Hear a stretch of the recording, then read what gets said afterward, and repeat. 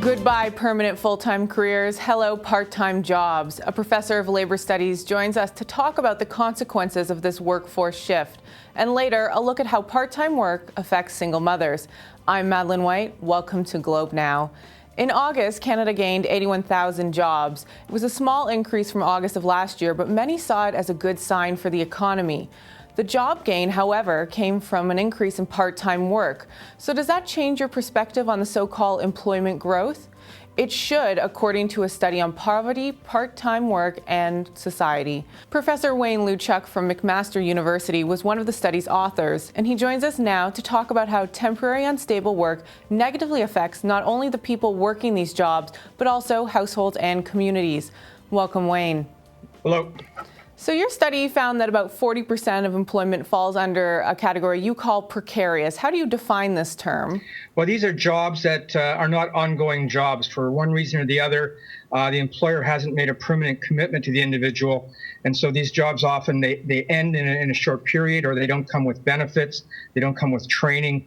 They're not the kind of career jobs that people were used to in the 1960s and 1970s. But these jobs, have they always existed historically, or is it a new phenomenon?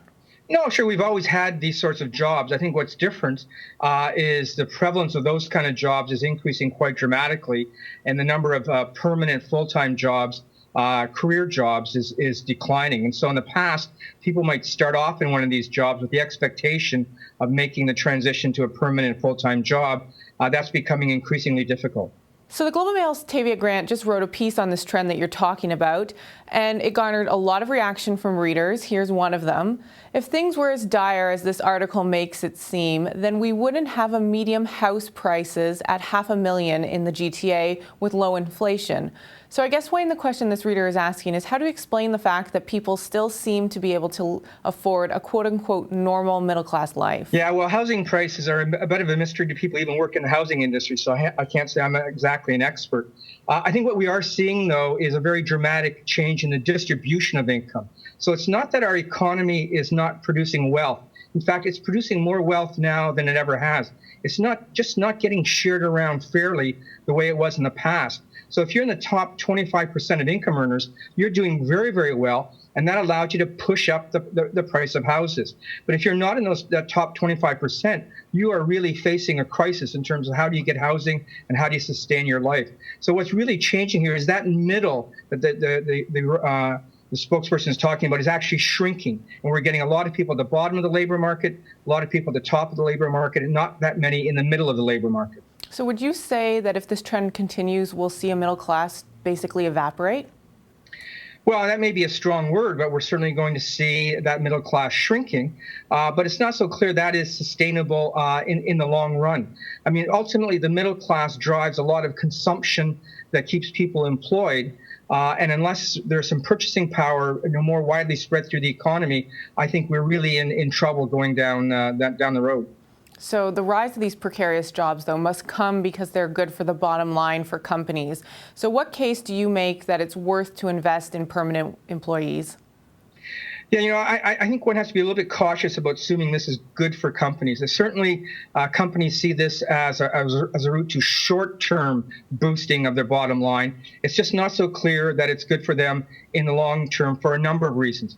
One, I've already pointed out to you, the problem of consumption, of demand. If there's not the demand for people's products, then bottom lines are going to get very thin. And I think we're seeing the sort of the tepid response to the crisis of 2008. The economy just cannot get traction either in the United States or Canada. And increasingly, people are saying, well, it's a lack of consumer demand. It's this disappearing of the middle. But the other issue, and I think employers should be particularly concerned about this, is where's the skilled workforce going to come from in the future? In the past, people would take on these permanent jobs. They would get trained by their employer. They would move up a career ladder into more responsible positions.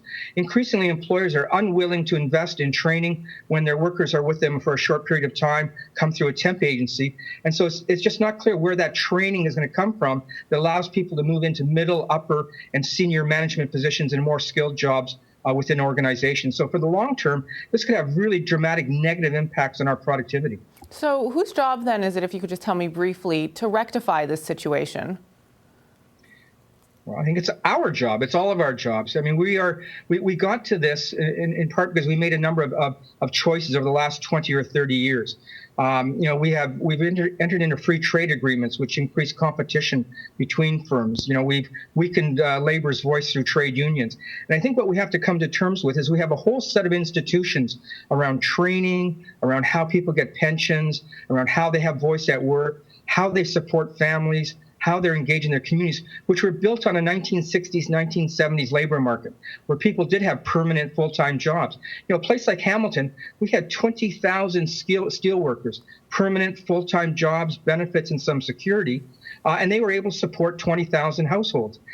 Today, there's only 600 of those jobs in Hamilton, and in a year, there may not be any. And so I think we need to find new ways of filling those gaps in those institutions, which just aren't working given the current labor market.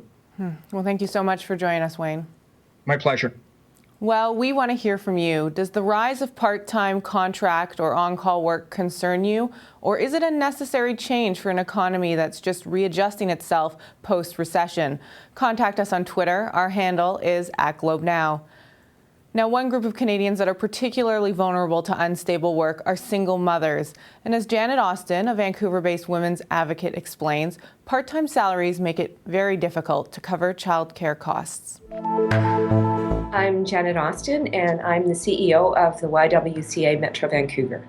We have a special focus on serving the needs of women, particularly single mothers, and it's an enormously challenging market for these women for a whole variety of reasons. Part-time work tends to be what primarily gives them the flexibility to balance their childcare needs. But what we often find is that this part-time work has no benefits associated with it. It tends to be low paid. Often there might be shift work involved, and so there's a challenge of actually managing the childcare needs as well. And what we also see is that for many women, the net income that they're able to achieve in a part-time role isn't sufficient to cover their childcare costs. Workplaces in general are not as forgiving of people who do need to balance both their work and their family responsibilities. And so for people who are responsible for the care of children, this can be an additional challenge. Access to high-quality childcare is fundamental. A family-friendly workplace, so I think we need to encourage workplaces to understand and to recognize the value of offering flexibility to their workers, both male and female, as a way to maximize their contribution to the economy. And I think ensuring that we have decent benefits.